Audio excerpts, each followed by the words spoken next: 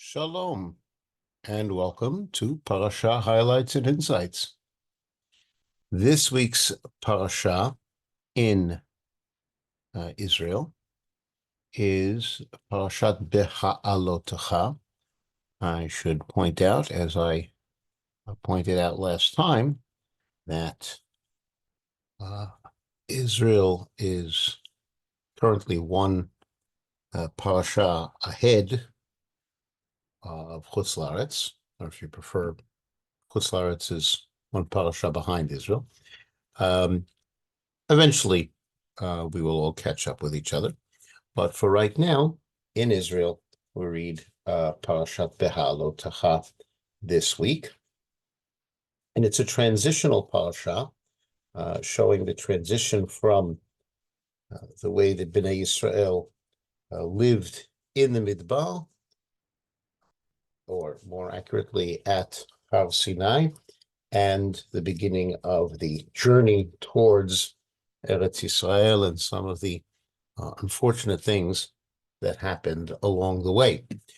We might say that the parasha could be divided up into 10 sections.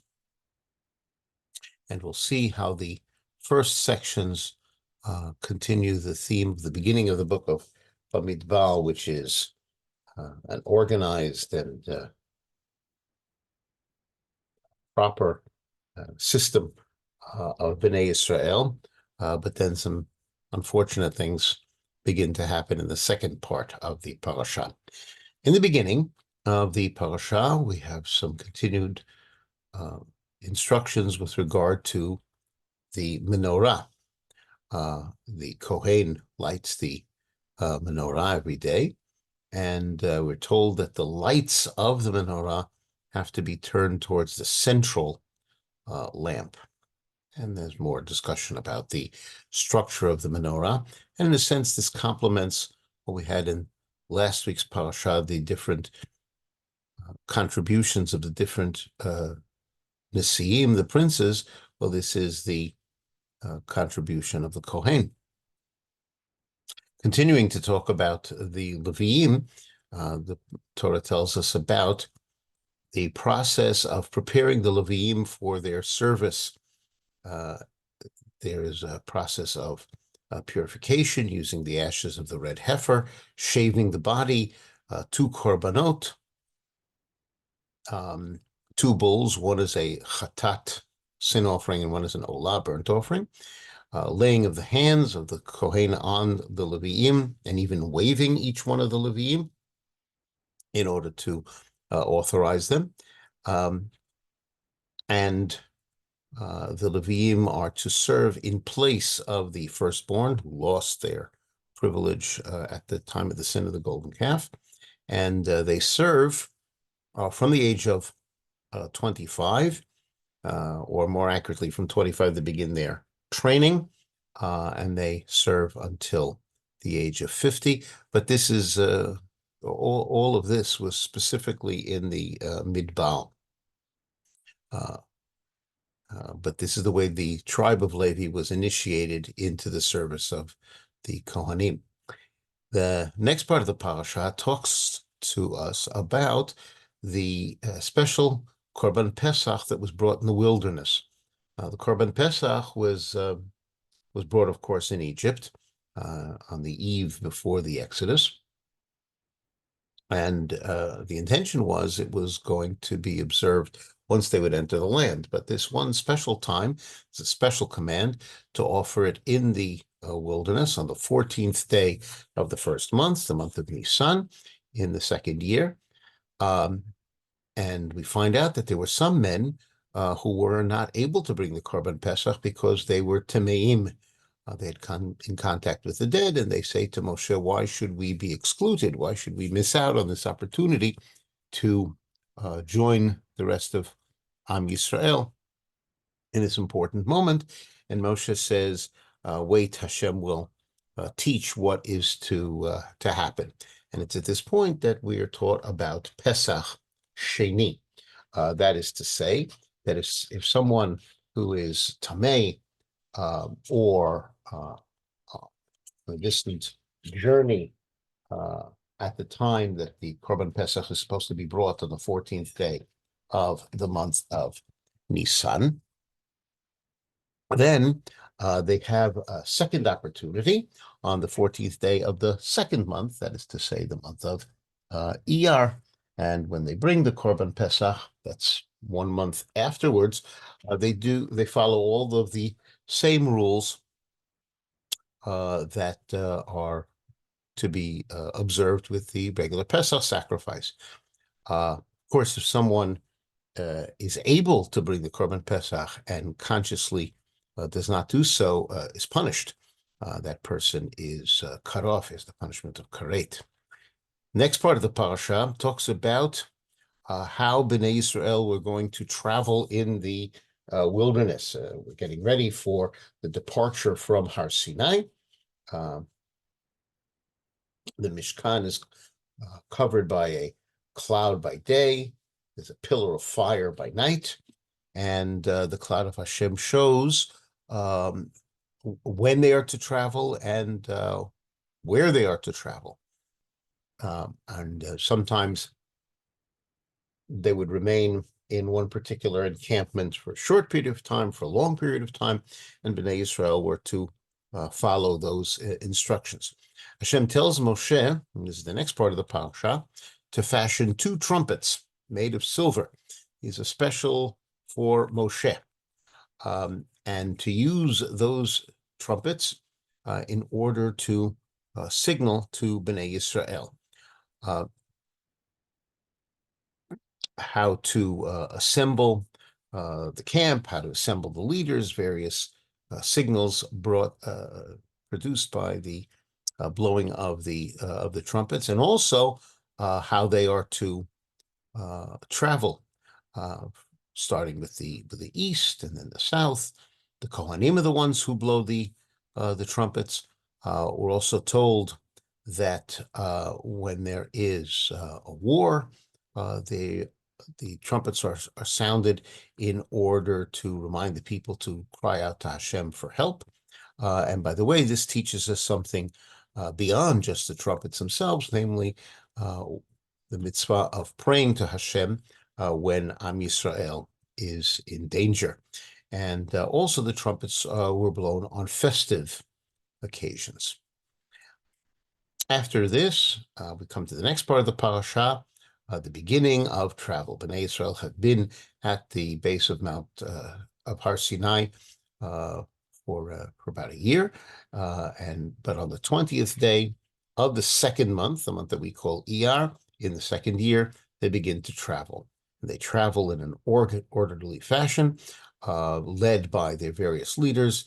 The Mishkan, of course, is taken down and carried by the Leviim. As they leave, Hashem is instructing to them how they are to go. Moshe speaks to Chovav, to his father-in-law, also known as Yitro, saying, we are leaving, you should come with us. And Chovav says, no, I will return to my people. And apparently that is what Yitro did. But there's a certain gratitude to Yitro, also known here as Chovav. The Aron is described here in the next section, that the Aron was a 3 days journey ahead of Bnei Yisrael, and we are taught the special prayers that Moshe said when the Aron moved and when it encamped. We say these prayers when we take out the Torah, and they're set off in the Torah scroll with an inverted letter Nun to sort of set it off. Now, after this point is when things begin to turn a bit sour. The people complain. They're beginning to travel, and they have various complaints. One complaint is some general complaint, and there is a fire that burns, and the place is called Tavera. And then they express a very strong craving for meat. This starts with the mixed multitude, the Asafsuf, and then it spreads to the Israelites. Moshe complains, how is it possible to provide for all of them? Um, and Moshe also complains that he cannot lead the people on his own. Hashem's response to Moshe is to select 70 elders who will receive nevuah, and they will help you in your leading of the people. And to the people, the instruction is to prepare to receive meat for an entire month. Moshe is amazed that enough will be provided for them, but they are provided with a meat in the form of quail, a slav kind of a bird. And Hashem says to Moshe, now you'll see. And so the 70 elders are selected. However, there are two, Eldad and Medad, who are not selected, or they absented themselves. They said that they didn't feel worthy, but they received nevuah nonetheless, and they are speaking nevuah. And Yehoshua thinks that this is a dangerous precedent, and he says to Moshe that something has to be done with them. The word that Yehoshua uses, kala'im, could either mean stop them, imprison them, or even destroy them. And Moshe says, why are you jealous for my sake? It would be wonderful if all of Am Yisrael would have nevuah. And then the quail, the slav, are brought in. However, when the people descend upon the quail as if they're not going to see it, even though Hashem has said that they're going to have it for a month's worth of meat, they are punished. And then they continue to travel, and they come to a place called Chatzerot. So we see that the traveling is not without its difficulties. In the last part of the parasha, Miriam and Aharon, Moshe's sister and brother, are essentially speaking behind Moshe's back, and they have a criticism of his marriage. And Miriam says, and Aharon seems to agree, Hashem speaks to us also, who Moshe's behaving as if he's above us, and Hashem is very angry that they're speaking about Moshe behind his back. And Hashem reprimands and says that Moshe's nevuah is unique. And when Hashem's presence departs, Miriam has tzara'at. And so Aharon pleads that something be done to cure her. Moshe prays, and Hashem says that Miriam should remain outside of the camp for 7 days, and the people do wait for her for those 7 days, and it's only then that they travel to the wilderness of Paran. And that brings us to the end of Parashat Behaalotecha. Let's return to a discussion about Pesach Sheni. Pesach Sheni is introduced by saying that Hashem spoke to Moshe on Rosh Chodesh Nisan in preparation for Pesach, and saying that they're supposed to have the holiday of Pesach, or the Korban Pesach, in the Midbar, on the 14th day of the month. And it's very, very clear that the Torah is not always in chronological order, because this is said in the beginning of the month of Nisan, whereas the very, very beginning of the book of Bamidbar says that it was said on Rosh Chodesh Iyar, the second month. That was when we had the census. So here we have a clear example of what's known as Ein Mukdam U'Meuchar b'Torah, that there's no strict chronological order in the Torah. The Ramban seems to say that this concept is only employed when it's very clear that that's the way it must be read. But here is definitely an example of this. The question that the Ramban deals with is, why does the Torah change the chronological order of event? It labels so that we know what actually happened first, but what is the point of the Torah placing the census at the beginning of the book of Bamidbar, even though it happened a month after the events that we're learning about here, namely Pesach and Pesach Sheni? And the Ramban elaborates on an idea that Rashi talks about, and that is that the intention was for there to be only one observance of Korban Pesach in the Midbar, just that 1 year, let's say the first anniversary after Yetziat Mitzrayim. And then afterwards, it was supposed to take place that they would make their progress towards Eretz Yisrael and enter the land. However, because of the sin that we're going to be reading about soon, namely the sin of the Meraglim, of the spies, it ended up that they spent an additional 39 years in the Midbar when they didn't bring another Korban Pesach. And so it's to their discredit that they had all of that extra time without the Korban Pesach. The Ramban talks further about why they didn't have the Korban Pesach during all of those years.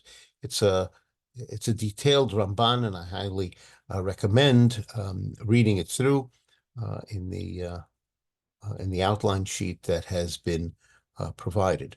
But the Ramban's very important point is that Bnei Yisrael really should have entered into the land of Israel very soon after this, but unfortunately, because of the sin of the Meraglim, of the spies, that did not happen.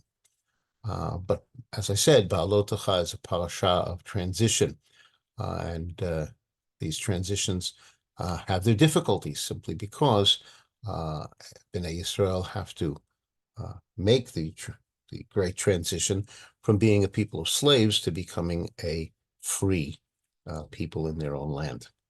I thank you all very much for joining me in this exploration of Parashat Behaalotecha.